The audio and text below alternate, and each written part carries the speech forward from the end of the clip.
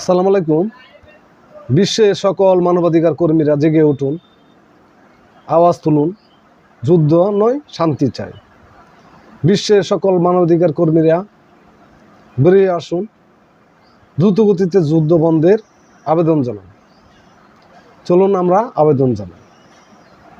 পৃথিবীর সবাই মানুষ, সবারই বাঁচার অধিকার আছে, প্রত্যেকেরই বাক স্বাধীনতা আছে, প্রত্যেকেরই মানবাধিকার আছে।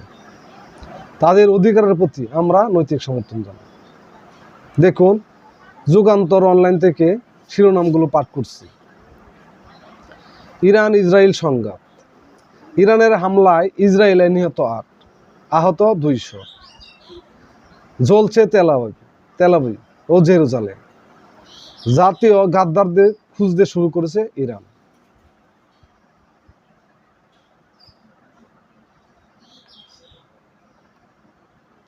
হরমুজ প্রণালী বন্ধ করতে পারে ইরান।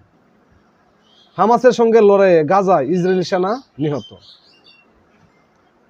হরমুজ প্রণালী বন্ধ করে দিলে বিশ্বের সকল তেল বাণিজ্য বন্ধ হয়ে যাবে। তেল বাণিজ্য বন্ধ হয়ে গেলে সকল দেশের পণ্যের মূল্য বেড়ে যাবে এবং বিশ্ব একটা অর্থনৈতিক মন্দায় পড়ে যাবে। তাহলে আমরা আমাদের স্বার্থে যুদ্ধ দ্রুতগতিতে বন্ধ করার আবেদন জানানো উচিত। সবাই ভালো থাকুন।